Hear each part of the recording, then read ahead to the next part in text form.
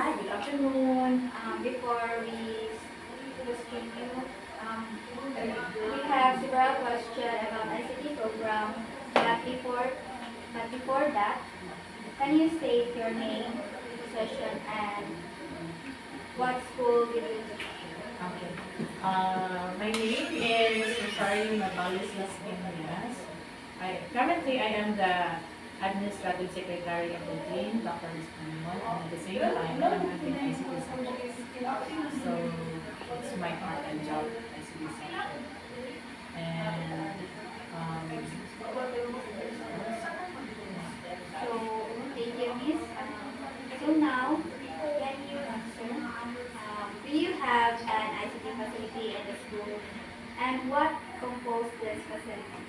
yes, we have ICT. It's a part of the subject. We have applied business tools and we have IT application in business tools and in business na subject. So part of that, since the semesters, I am having PHM 1 which is application of business tools. The part of the ICT facilities is the computer laboratory. Our computer laboratory is composed of 41 desktop units with i7 inversion. Then that's the one, i7 CPU converter.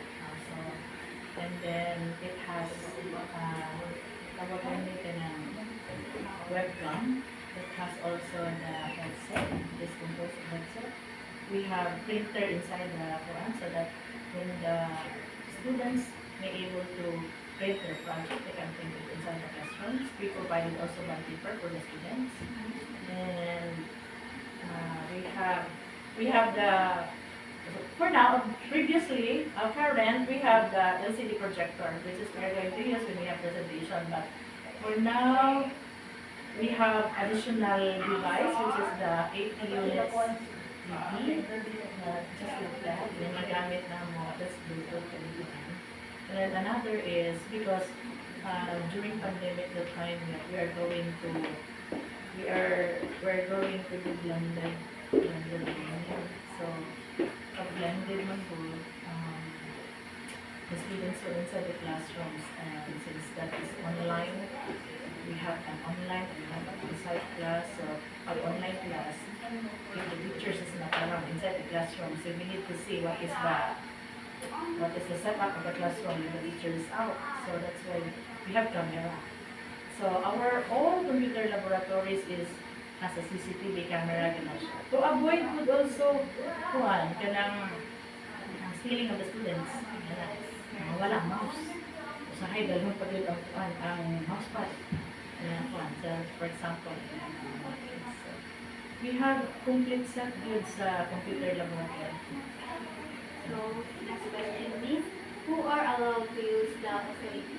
Allowed to use the facility, students and the faculty. Since they are the main character of the program or the course. So, but from time to time, if there is inspection, so visitors can also visit inside the facilities, inside the laboratory, and the maintenance also. So, what are policy, guidelines, and rules for the use of the facility? I think it is posted inside the laboratory where I think we have 11 guidelines and I was not able to memorize all. But main important there is students cannot install any software specific because our computer is barred, or they have password protected that only the ICT personnel can open. So, and then at the same time, students cannot use the USB flash drive. We are not allowing that. Although the units has USB port, but they cannot use it. Instead, they can, when their activity or work is done, they can open their email man, then they can open their YouTube, they can open Google to search for the search, and then they cannot, but they are not allowed to download or install any software especially to prevent tungkol na sa mga viruses na carry download nila. Then at the same time, they're not allowed to eat inside the classroom. They're not allowed to drink. And then every time na mag-classy, cell phones are put in the table. Dili na lang mag-inaalaw. Once man good mag-donate sa cellphone, distort, bother, they're not focused on their activity. So instead, but they can open their kuan naman. They can open YouTube naman or any other application. Basta, naka-open na sila sa ilang login account. Each student has login account in the computer. That is also reason para monitor po yung teacher. Because, for example, I am the teacher. For example, when I see the students doing an elbaron, nagguma, instead, himo siya sa yung project, so, stop ko na po, mag-blank ko ang iyang kuan. Yeah, so, parang na siya ng style sa internet cafe.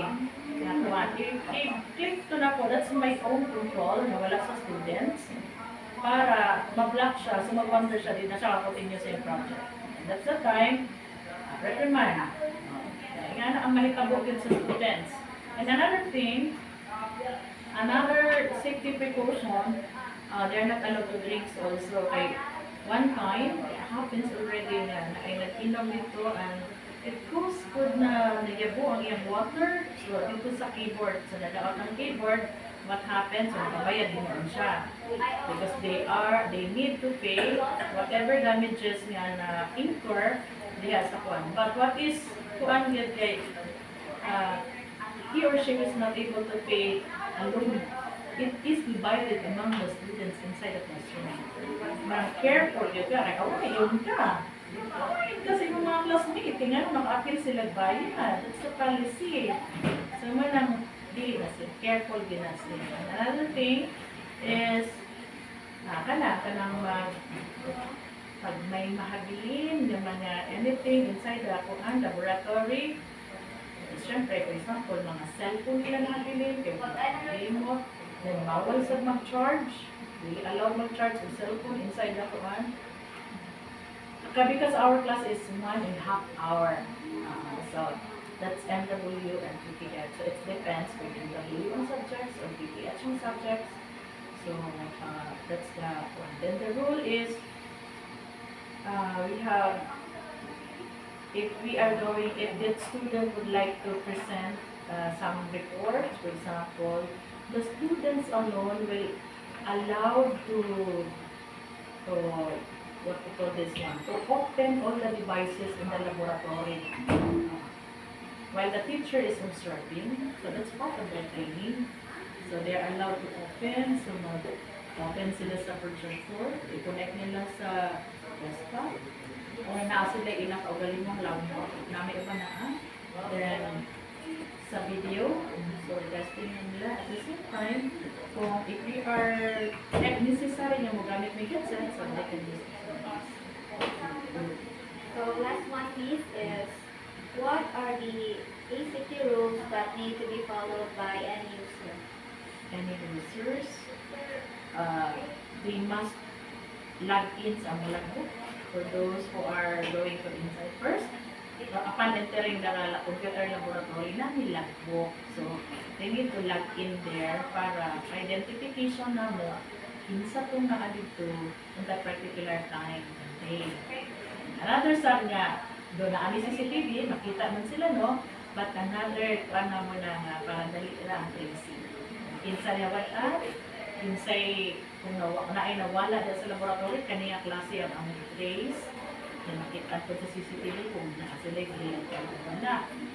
Then, another is, when they enter also the classroom, so, mo siya, keep the cell phone silent, so that they cannot disturb also the other one. And, others, ako po ang mga rules is,